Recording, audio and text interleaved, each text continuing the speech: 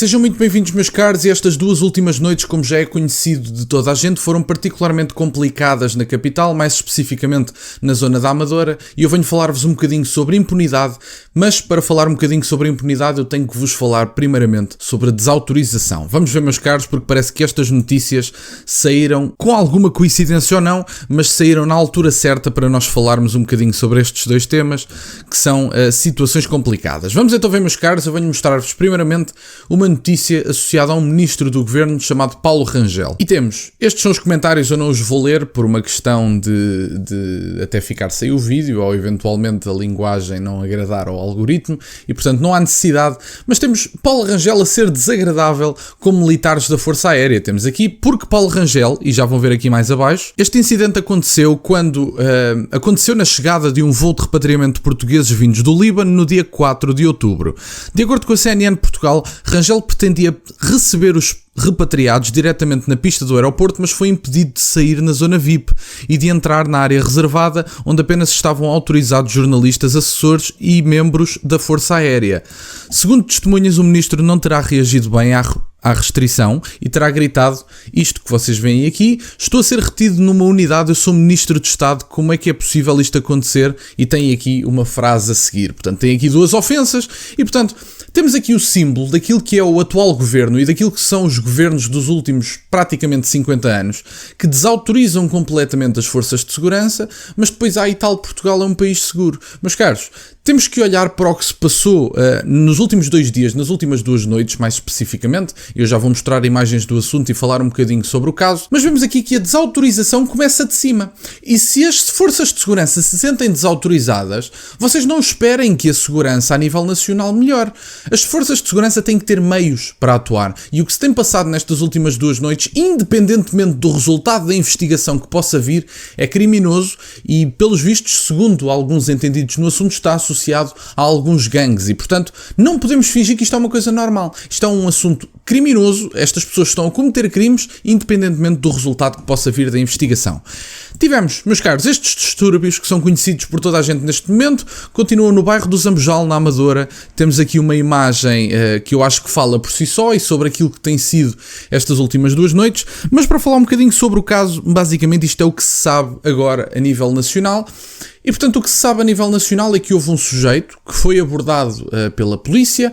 Quando foi abordado pela polícia, fugiu. Não aceitou as ordens que lhe foram dadas, por alguma razão. Gostava de saber qual é que é a razão, sinceramente. O sujeito fugiu. O sujeito estava em fuga, basicamente, e bateu em alguns carros. E durante a condução na sua fuga, alegadamente ia atropelando algumas pessoas, segundo se sabe, fala-se em crianças. Eu estou a falar tudo no plano do alegado, porque eu não estava lá, eu não vi, portanto, isto é o que se sabe, está aberto um inquérito e a justiça fará o seu caminho. E, portanto, essas pessoas estiveram para ser atropeladas, houve carros abalroados por causa desta fuga e o sujeito, quando não conseguiu fugir mais, alegadamente saiu do carro com uma arma branca para atacar os polícias. E o polícia reagiu de um ponto de vista mais instintivo. Isto é o que se sabe neste momento a nível nacional. O inquérito está aberto, vamos descobrir novos dados, vamos descobrir novas situações e, portanto, vamos saber o que é que se passou verdadeiramente.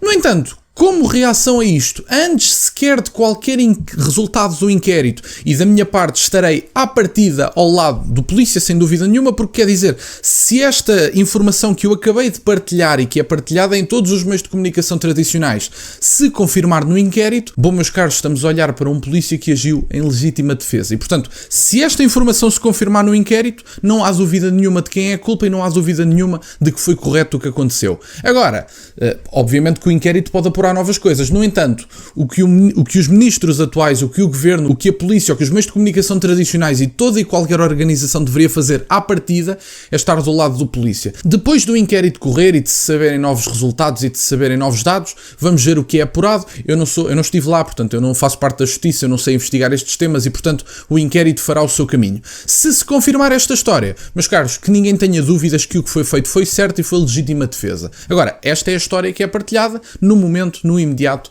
vamos saber o que se passa. Uma coisa também é certa: se a polícia mandar parar, não há razão nenhuma para fugir. Se a pessoa não tinha um carro roubado, não tinha uma arma branca, não tinha razão nenhuma para fugir, porque é que o fez? Estas são algumas imagens que nós vemos, que temos visto nos meios de comunicação tradicionais. Deixo-vos, por exemplo, este vídeo para vocês estarem a par do que se passou na última noite, nas últimas 2 noites. Tem aqui este vídeo, por exemplo.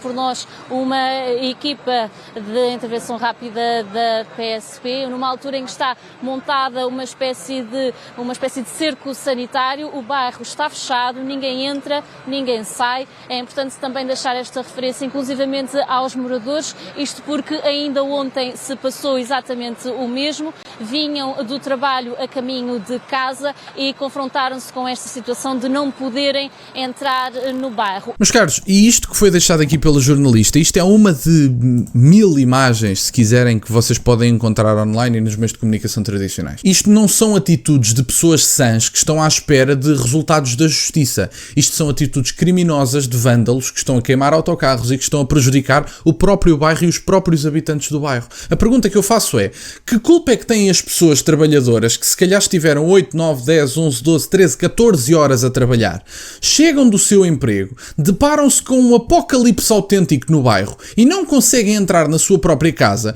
porque estes senhores acreditam que queimando autocarros vão ter a justiça? Agora, eu à partida estarei sempre do lado da polícia, porque eu acredito que estes senhores estão do nosso lado e estão cá para nos defender. E portanto, pode haver situações em que haja abuso de força? Pode, obviamente que pode. Somos todos profissionais, cada um na sua área, e enquanto profissionais falíveis e pessoas falíveis que somos, erramos. E portanto, o inquérito vai fazer o seu caminho para apurar se houve um erro no dia de ontem. Segundo a história que é contada a nível nacional e que o inquérito fará o seu caminho para descobrir, o sujeito não acatou as ordens da polícia, foi mandado parar e não parou, fugiu, abalroou carros pelo caminho e ia atropelando pessoas. Quando não conseguiu fugir mais de carro, sai do carro com uma arma branca em punho e tenta atacar um polícia, e o polícia reagiu em autodefesa. Se esta for a verdade, a polícia agiu de forma adequada e fez o que tinha que fazer, porque quer dizer, também era só o que faltava, esperar que o sujeito concretizasse a sua vontade para depois reagirem. Quer dizer, a polícia fez o que qualquer ser humano faria de um ponto de vista instintivo. Os polícias são seres humanos como nós e, portanto, são seres humanos que reagem do ponto de vista instintivo e que preferiram salvaguardar a sua vida do que esperar pelas intenções de um sujeito com uma arma branca em punho. E, portanto, se esta for a versão que é contada a nível nacional e se esta for a certa, meus caros, o polícia agiu de forma adequada, fez o que tinha que fazer. Agora, vamos deixar o inquérito fazer o seu caminho. Eu não estive presente, a maior parte, o país todo não esteve presente praticamente, dos distritos do norte do país até ao sul do país, ninguém esteve presente e, portanto, vamos aguardar pelo inquérito, vamos esperar. No entanto, o que já se faz, o que se fez na noite de ontem e o que se fez na noite de hoje é criminoso, não há qualquer tipo de justificação e estas pessoas estão a prejudicar as pessoas que vivem no próprio bairro, pessoas que trabalharam, mais uma vez digo, muitas delas 10, 12, 11, 12, 13, 14 horas e, portanto, chegam do trabalho, querem ir para a sua casa, veem um apocalipse completo no bairro e são impedidos de entrar, e os que estão dentro são impedidos de sair porque estes senhores andam a queimar autocarros e a destruir propriedade pública. E à partida devemos estar todos do lado da polícia até prova do contrário, porque a justiça em Portugal, exatamente como na maior parte dos países da Europa, nós somos inocentes até prova do contrário. E, portanto, isto é como funciona a justiça e o senhor agente, como qualquer pessoa, é inocente até prova de contrário. Vamos esperar provas de contrário. Esta é a versão da polícia. O secretário da polícia já veio dizer que isto foi uma interseção, que foi um acontecimento que não foi originado pela polícia, que foi gerado através da fuga de um sujeito e, portanto, vamos descobrir as razões da fuga e as vírgulas todas desta história, porque é importante saber. Da minha parte, era isto, meus caros. Obrigado por estarem desse lado. Peço-vos só que deixem o gosto neste vídeo, que subscrevam o canal. Estamos a chegar aos 20.000 subscritores. Muito obrigado, meus caros. Têm as minhas redes sociais e o MBWay na descrição, para o caso de quererem fazer alguma doação. E nunca se esqueçam, meus caros, questionem tudo. Até à próxima.